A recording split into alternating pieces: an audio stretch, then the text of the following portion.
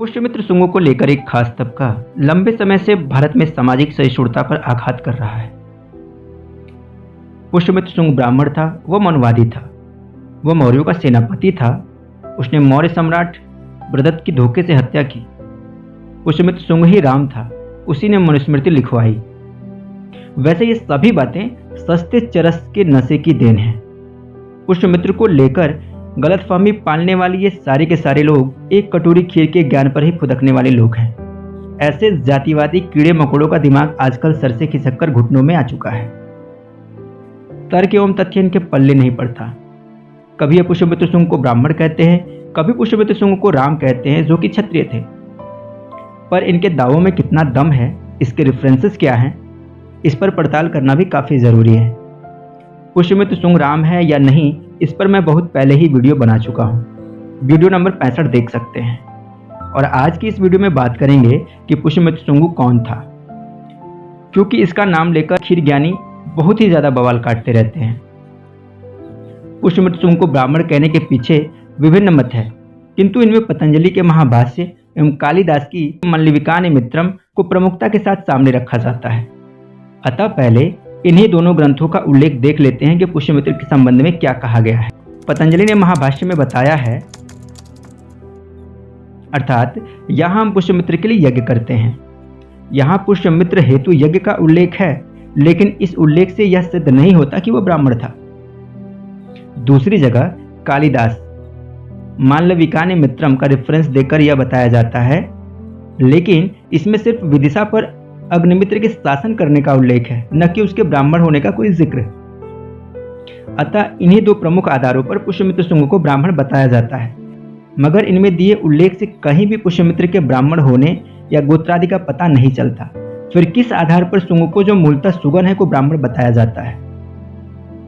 यहाँ एक और बात स्पष्ट करें कि पुष्यमित्र के गोत्र को लेकर परस्पर असमानता ही है। कोई भी निश्चित रूप से यह नहीं कह पाता कि उसका गोत्र क्या था, लेकिन विडंबना है जिन ग्रंथों को आधार बनाया जाता है पुष्यमित्र का गोत्र बताने हेतु, उसमें क्या उल्लेख है यह हम आपको पहले ही दिखा दिए।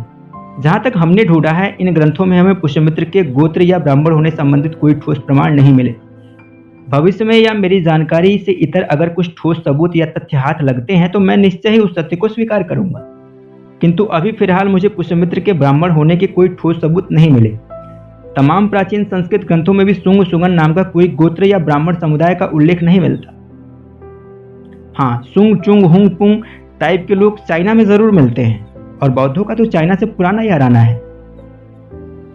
पुष्यमित्र के ब्राह्मण होने के संदर्भ में एक तीसरा दावा भी प्रस्तुत किया जाता है, जिसमें अयोध्या अवध से प्राप्त धनदेव के अभिलेख को आधार बताया जाता है।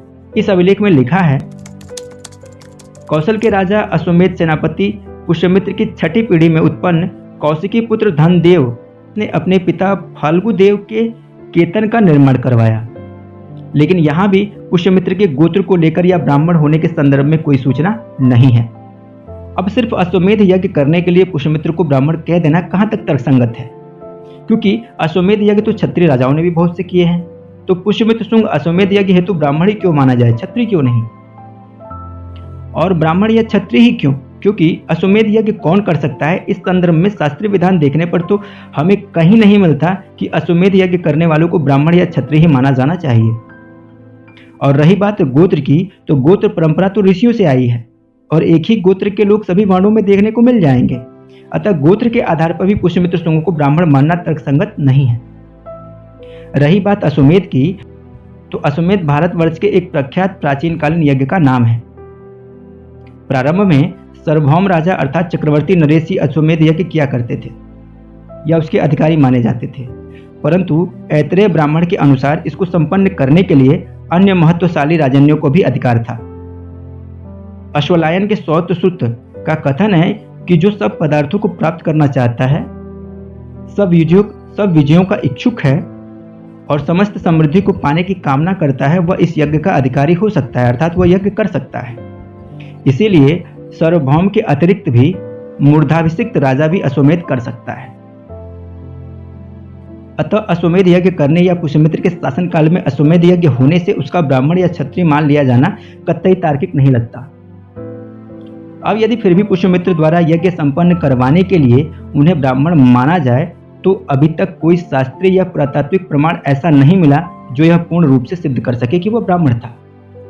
हालांकि पुष्यमित्र शुंग ने भरौत स्तूप का तोरण द्वार भी बनवाया था, तो क्यों न इस दृष्टि से उसे बौद्ध मान लिया जाए। अगर यज्ञ करने मात्र से क्षीर ज्ञानी किसी को ब्राह्मण कह सकते हैं, तो स्तूपों के तोरण द्वार बनवाने के लिए हम पुष्यमित्र शुंग को बौद्ध क्यों नहीं कह सकते। मध्य प्रदेश के भरौत स्तूप से शुंग नरेशों के अभिलेख प्राप्त हुए हैं, जिसमें लिखा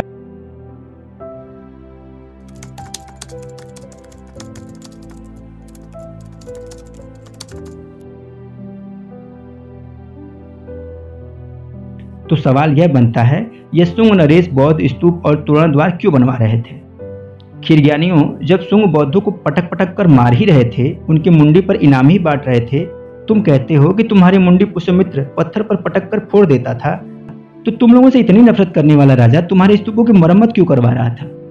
जब पुष्यमित्र ने अशोक के 84,000 स्तूप तोड़ ही डाले, तो वह भरौप आदि स्तूप पर इतना मेहरबान क्यों था। अगर पुष्यमित्र शुंग ने सभी बौद्धों को मार ही डाला या उनके डर से सभी बौद्ध भारत छोड़कर भाग ही गए, तो यह बताओ, यह फायान, वेत्सांग, इत्सिंग भारत में कौन सा बौद्ध दर्शन देखने आए थे। जब पुष्यमित्र ने बौद्धों और उनके धर्म का अंत कर ही दिया था, तो यहाँ पर बौद्धों का बचा क्या था। सभी स्तूपों को शुंगों ने नष्ट ही कर दिया था, तो भारत आने वाला फायान हर 4 कोस पर स्तूप होने का जिक्र करता है अपने यात्रा वृत्तांत में। तो क्या इसके लिए उसने शुंगों से घूस खाया था। अगर शुंग वंश बौद्धों का इतना बड़ा शत्रु था, तो शुंग वंश में वसुमित्र बौद्ध कैसे बन गया था। क्षीरज्ञानियों पुष्यमित्र को केंद्र में रखकर हिंदुओं को बौद्धों से लड़वाने का जो षड्यंत्र तुम लोग वर्षों से करते आए हो, देर सवेर जनता इस षड्यंत्र को जान ही जाएगी, और जिस दिन लोगों को सत्य का पता चलेगा, तो एक बार पुनः तुम लोग उसी तरह जमीन में दफना दिए जाओगे जैसे पहले दफनाए गए थे। अगर पुष्यमित्र द्वारा यज्ञ करवाए जाने से वह ब्राह्मण मान लिया गया, तो शुंग राजाओं ने बौद्ध स्तूप एवं सांची तथा भरौत स्तूप तक के तोरण द्वार बनवाए एवं रेलिंग का निर्माण करवाया। साथ ही साथ शुंग वंशीय वसुमित्र स्वयं बौद्ध धर्मावलंबी था, तो इस आधार पर हम यह क्यों न मान लें कि नहीं वो बौद्ध ही थे। वसुमित्र के संदर्भ में सांची स्तूप से 2 अभिलेख प्राप्त हुए। यह उज्जैन के एक बौद्ध भिक्षु वसुमित्र को समर्पित है, और यह वसुमित्र भी शुंग राजाओं की श्रेणी में था जो बौद्ध हो गया था। इतना ही नहीं, बौद्ध ग्रंथ दिव्यदान में तो यह भी लिखा है कि पुष्यमित्र ने कुछ बौद्धों को अपना मंत्री तक नियुक्त कर रखा था। इतना ही नहीं, बौद्ध राजा हर्ष का चरित्र लिखने वाले बाणभट्ट ने हर्ष चरित्र में पुष्यमित्र को अनार्य कहकर संबोधित किया है। तो यह बताओ, अनार्य कौन होता है क्षीरज्ञानियों। क्या ब्राह्मण भी अनार्य होता है। बताओ, आखिर कौन सा सस्ता वाला नशा करके तुम लोगों ने पुष्यमित्र को ब्राह्मण बता दिया, और कौन से चरसी ने पुष्यमित्र द्वारा बौद्धों का संहार करवाकर उसे बौद्धों का सबसे बड़ा शत्रु बता दिया। इतने प्रश्नों पर मनन और चिंतन जरूर करना। बाकी इस वीडियो के दूसरे भाग में पुष्यमित्र द्वारा अश्वमेध यज्ञ क्यों किया गया, बृहदत्त की हत्या के क्या कारण थे, और उसके समय में वैदिक धर्म क्यों मजबूत हुआ, इस विषय पर बात करेंगे। आज के लिए बस इतना ही। नमस्कार।